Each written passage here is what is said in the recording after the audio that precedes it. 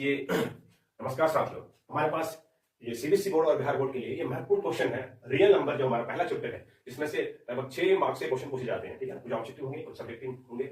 इसी क्वेश्चन को assertion reasoning में पूछ सकते हैं वो। तो मैंने ये क्वेश्चन से भाई जो मोस्ट इंपोर्टेंट क्वेश्चन है भाई, दी मोस्ट इंपोर्टेंट, मैंने उसको भाई वहां से निकाल के आपको यहाँ पे दे रहे हैं।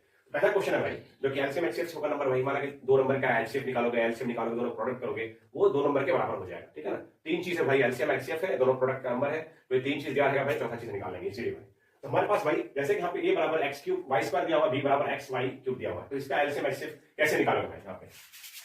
तो कैसे क्या करोगे भाई, एलसीएम कितना हो जाएगा इसका? भाई सिंपल है, एलसीएम का मतलब होता है लोवेस्ट कॉमन मल्टीपल। मतलब है कि कुछ ऐसा नंबर सोचो नोमिनेटर में भाई, सो दैट कि उसको एक्स क्यूब वाई स्क्वायर भी डिवाइड कर दे और एक्स वाई क्यूब भी डिवाइड कर दे।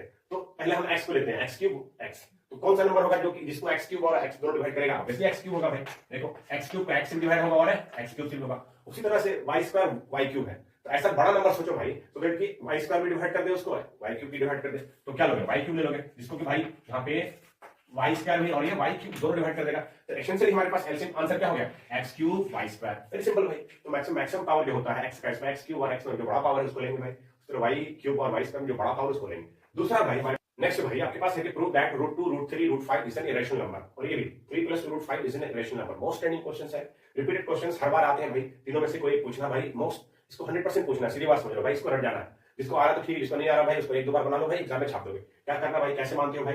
इसको कॉन्ट्राडिक्टरी जो अप्रोच है उससे बनाते हैं भाई, इसको इरेशनल करना है, हम रेशनल मान लेंगे तो ऑटोमेटिक इरेशनल आ जाएगा, सिंपल है। एनीवे नेक्स्ट है भाई, check whether 4 to the power n 6 to the power n and with digit 0 for any natural number n।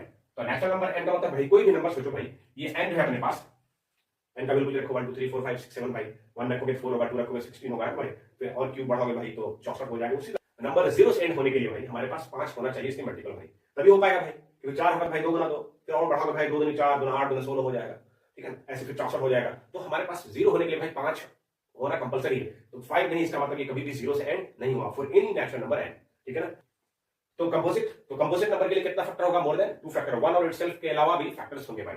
इसको क्या करोगे आप यहाँ पे ट्राई करो भाई, इसको क्या करोगे? 11 काम लोगे दोनों को भाई। नंबर देखो क्वेश्चन भाई देखने में भाई सिंपल है, और जब बनाने सीख जाओगे वो भी सिंपल है, नहीं तो बहुत दिक्कत कर सकती है। ठीक है, आप क्या करोगे भाई, 11 काम लोगे, 7 गुना भाई 13 करोगे, फिर प्लस यहाँ पे 2 हो जाएगा, फिर 91 भाई, आप प्लस 2 कितना हो जाएगा? 93 और 11, तो ये नंबर का फैक्टर कितना हो गया? सोचो भाई इस नंबर का फैक्टर कितना हो गया? एक तो 11 से भी नंबर कट जाएगा, बोलो भाई, फिर 93 से भी कट जाएगा, फिर और एक होगा जो कि ये नंबर 11 गुना 93 से भी कटेगा, तो वो हो गया, और उसके बाद 1, तो कितना फैक्टर हो गया? 4 फैक्टर हो गया, मोर देन 2 फैक्टर। तो इसका नंबर, इसका मतलब क्या हो गया? नंबर प्राइम नहीं है, कंपोजिट है। सिमिलरली ये नंबर देखो भाई, नेक्स्ट हमारे पास है कि ये 7 गुना 6 गुना 5 गुना 4 गुना 3 गुना 2 गुना 1